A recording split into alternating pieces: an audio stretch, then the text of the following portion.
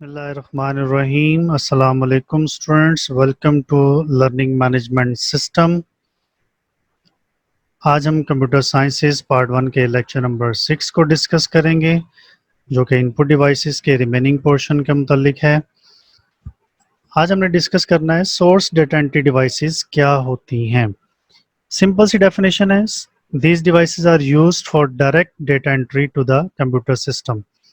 नाम से जैसे आपको पता चल रहा है कि किसी भी सोर्स से डेटा लेकर आपने उसको कंप्यूटर में डायरेक्ट इनपुट करना है। यानी इसका मतलब है कि वो डेटा जो हमने कंप्यूटर में इनपुट करना है वो पहले किसी ना किसी सोर्स पे मौजूद होगा और फिर वहां से उसको डायरेक्ट कंप्यूटर में इनपुट कर दिया जाता है।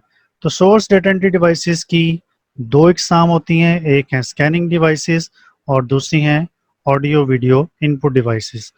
आज के इस टॉपिक में हम सिर्फ स्कैनिंग डिवाइसेस को डिस्कस करेंगे। तो शुरू करते हैं। सबसे पहले स्कैनिंग डिवाइसेस, जिसका नाम से आपको बड़ी आसानी से पता चल रहा है कि ये वो डिवाइसेस हैं जो सोर्स से डेटा को स्कैन करके कंप्यूटर में इनपुट कर देती हैं।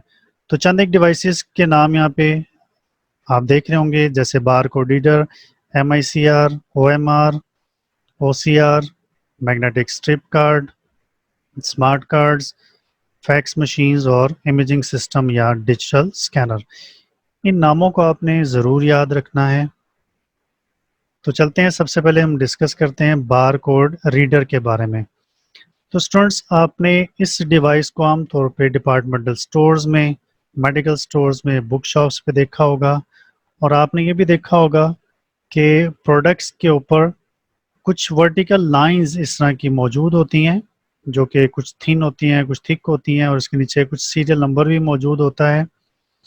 इन वर्टिकल लाइंस को यूपीसी कहा जाता है, यानी universal product code. Bar code reader इन यूपीसी को या जेब्रा स्ट्रिप लाइंस को रीड करता है, स्कैन करता है और फिर उसको कंप्यूटर में इनपुट कर दिया जाता है ताकि उसको फिर फर्दर प्रोसेस किया जा सके। ये एक फोटो इलेक्ट्रिक स्कैनर होता है जो कि इन बार कोड्स को, यूपीसी को ट्रांसलेट करते हुए डिजिटल कोड्स में कन्वर्ट कर देता है और फिर वो कंप्यूटर में इनपुट कर दी जाती हैं। आमतौर पे बार कोड रीडर इन यूपीसी को स्कैन करके उसके आइडेंटिफिकेशंस कंप्यूटर में ऐड कर देता है। इसके बाद है MICR, यानी मैग्नेटिक इंक कैरेक्टर्स रिकॉग्निशन। ये डिवाइस उन कैरेक्टर्स को रिकॉग्नाइज करती है जो मैग्नेटाइज्ड फॉर्म में किसी भी चीज़ के ऊपर लिखे जाते हैं। जैसे आप ये पिक्चर में देख रहे हैं, बैंक का ये एक चेक है और इस चेक के ऊपर एक ख़ास नंबर लिखा हुआ है जिसको मैग्नेटाइज्ड फॉर्म में इसके ऊपर प्रिंट किया गया है। फिर ये डिवाइस इन नंबर्स को स्कैन करती है और फिर उसको कंप्यूटर में फर्दर प्रोसेसिंग के लिए इनपुट कर दिया जाता है। तो याद रहे कि मैग्नेटाइज्ड इंक से जो कैरेक्टर्स लिखे जाते हैं उनको रीड किया जाता है इस डिवाइस की मदद से और फिर कंप्यूटर में एज अ डेटा उसको इनपुट किया जाता है ताकि उसके ऊपर फर्दर प्रोसेसिंग की जा सके। इसके बाद है OMR, यानी ऑप्टिकल मार्क रिकॉग्निशन। स्टूडेंट्स, आपने एग्जाम्स में देखा होगा बबल शीट्स।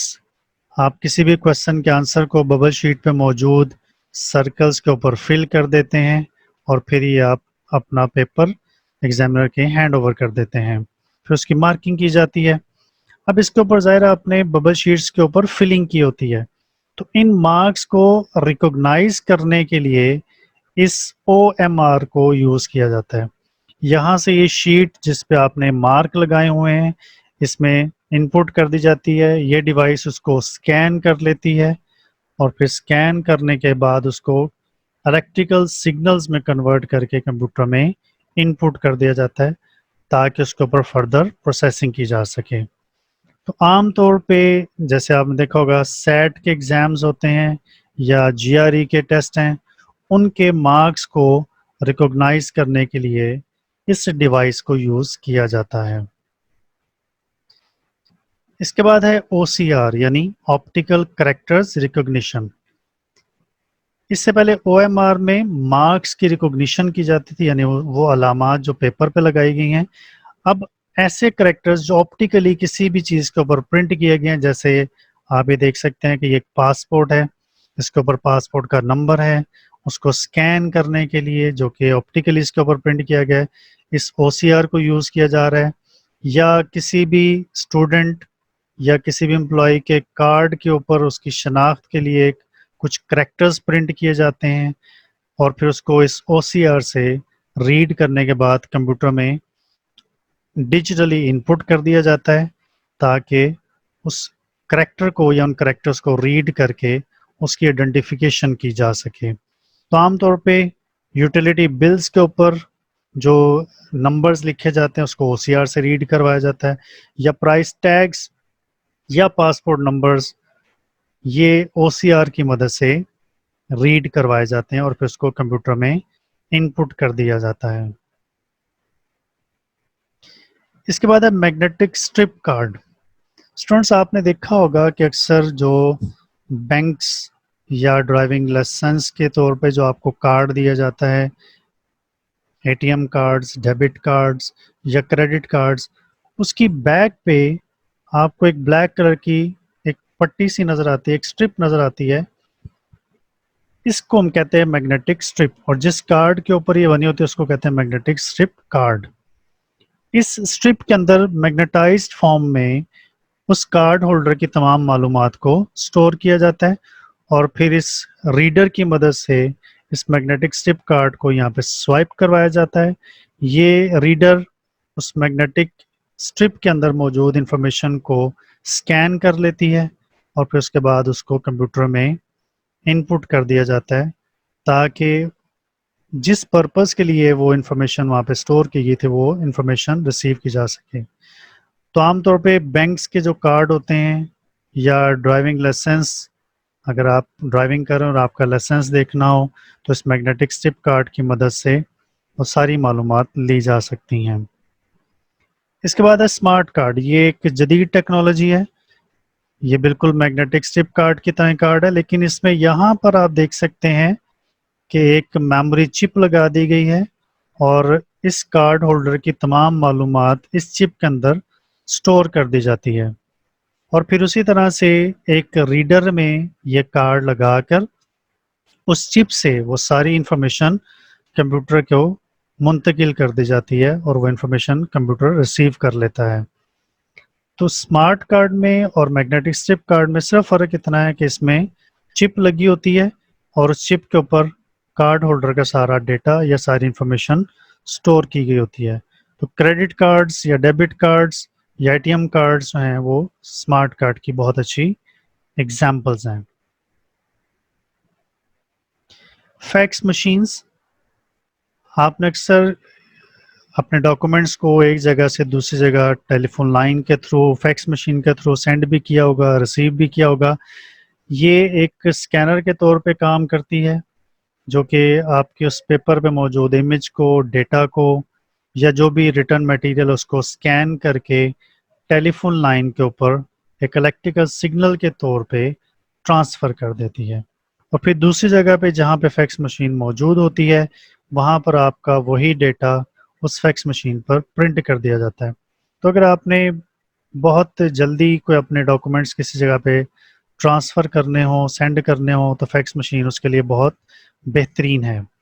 फैक्स मशीन दो तरह की होती हैं, एक डेडिकेटेड फैक्स मशीन होती हैं जो आमतौर पे टेलीफोन लाइन के साथ डायरेक्ट अटैच की जाती हैं और दूसरे फैक्स मोडेम्स होते हैं जो कि आप अपने कंप्यूटर के साथ अटैच कर सकते हैं और इस फैक्स मोडेम की मदद से आप अपने कंप्यूटर से कोई भी इंफॉर्मेशन डायरेक्ट किसी दूसरे कंप्यूटर पर भी ट्रांसफ़र कर सकते हैं। तो ये भी चूँकि डेटा को या इमेजेस को स्कैन करके फिर उसको आगे ट्रांसफ़र करती है, इसलिए इसको भी स्कैनिंग डिवाइस कहा जाता है। आखिर में है इमेजिंग सिस्टम या डिजिटल स्कैनर। अगर आप ये चाहते हैं कि आपकी पिक्चर कंप्यूटर में इनपुट कर दी जाए तो आप इस स्कैनर की मदद से अपने उस इमेज को, उस पिक्चर को, उस फोटोग्राफ को स्कैन कर लेते हैं, क्योंकि ये स्कैनर आपके कंप्यूटर के साथ अटैच कर दिया जाता है और इसमें इमेज या पिक्चर रख के उसको कंप्यूटर में डायरेक्ट स्टोर कर दिया जाता है।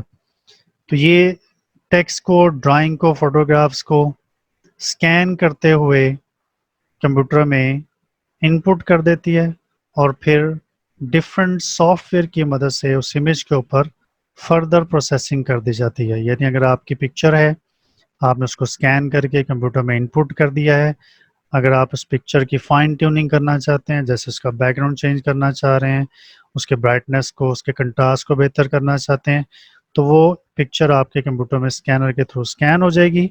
उसके बाद फिर आप इमेजिंग प्रोसेसिंग सॉफ्टवेयर की मदद से उसके ऊपर फर्दर प्रोसेसिंग कर सकते हैं।